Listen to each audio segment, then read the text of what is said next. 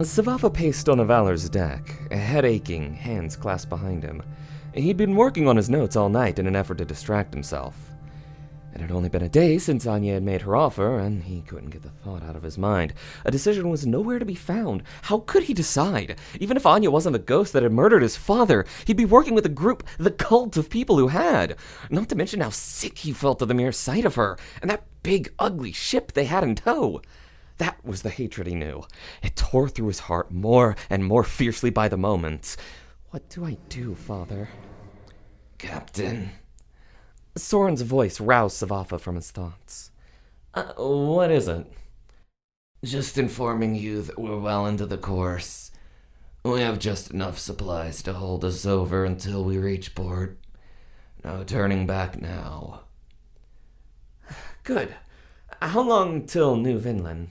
By my calculations, less than a week. 5 more days at most. Acceptable. We'll have time for the funeral then. Yes, sir. And on that, will we be encountering any new life forms, do you think, Soren? Svafa asked, barreling past the prospective discussion. He knew what Soren was going to ask. He didn't know what to answer. Yes, sir. The unspoken question hung between them, like a moon cracked and heavy in the sky. Excellent! He strode off, heading for his quarters. There was much to do. The gleaming carapace of sea Nephropidae gave off the faint aroma of elderberries. Svafa adjusted the creature's antenna on his table and continued sketching. They'd spotted the hive that morning, winking faintly in the gloom. He practically leapt out of the airlock to retrieve the specimen, and he almost regretted it. The expedition had proven more strenuous for him than he'd imagined. He'd been left gasping for air, clutching at his knees. But none of that mattered. Right now, all that mattered was the research. Only 3 days left till they reached New Vinland now, according to their calculations, and Svafa had been right. Soren's alternate route held a plethora of xenobiology to observe and record. But instead of feeling excited like he normally would be, however, Svafa just felt overwhelmed. Something was wrong, but he didn't want to think about it. Thankfully, a quiet knock on his door interrupted his sketching session. What is it? Sir, came the voice of Soren. I just wanted to check with me about the funeral preparations. Of course. Svafa walked to the door. He brushed quickly past the helmsman, anxious not to have this conversation. Thank you, Soren. Good man. Back to the helm with you. Yes, sir. Svafa was fretfully organizing the sketches in his notebook when a knock came on his door again. This time, sharp. Would the interruptions never cease? Fine. Come in, he called out. Captain, I've got to talk to you, Soren said, too quickly for Svafa to interrupt this time. Damn. He sighed and closed the notebook. Might as well now. He motioned for the man to have a seat. Soren still looked wiry, but there was some color in his skin now. Probably getting along a little better with the rest of the crew. Finally. What is it, Soren? The young man sat. Frankly, he began, and his voice cracked at the end. He cleared his throat and tried again. Frankly, it's you, sir. Me? Svafa crossed his arms at this. He raised an eyebrow at his helmsman, feigning ignorance. If Soren wanted to have this conversation, he was gonna have to work for it. What about me? The crew is worried. You've been looking gaunt and generally unwell ever since you had that conversation with the ghost. We think because of the ghost's involvement in your father's death. He trailed off, but Svafa knew what he meant. So, you drew the short straw, eh? Had to be the one to tell me this hatred is making me sick. Svafa snorted and opened his notebook again. He didn't have time for this. I volunteered, sir. And why would you do that, Soren?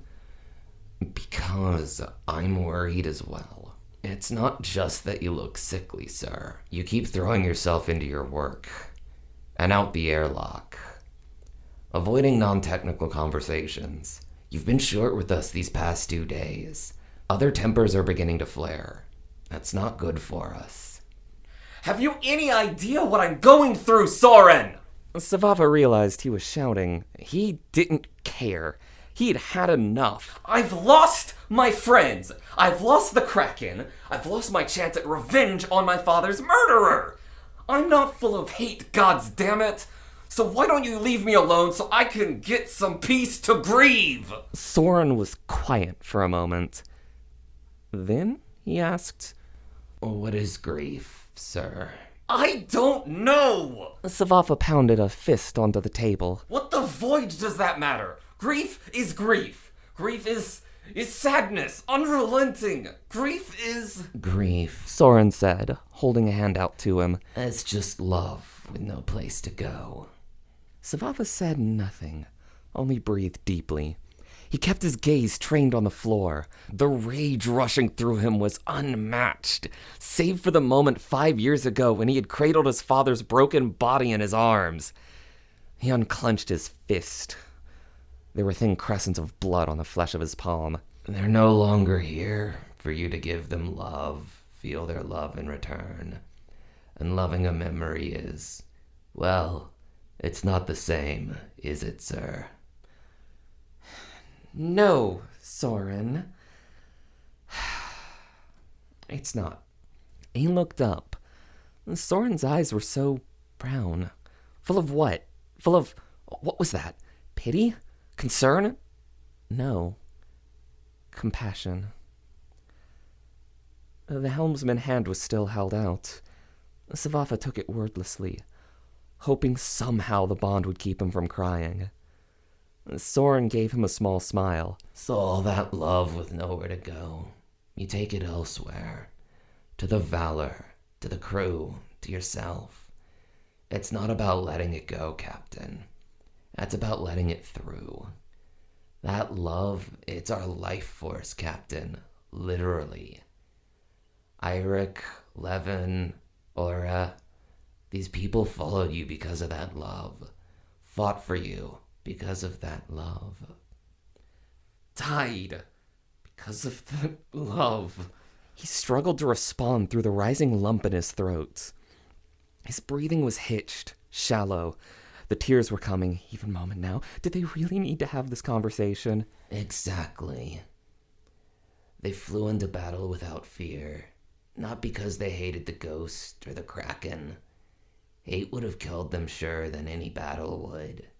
That's what hate does, Captain.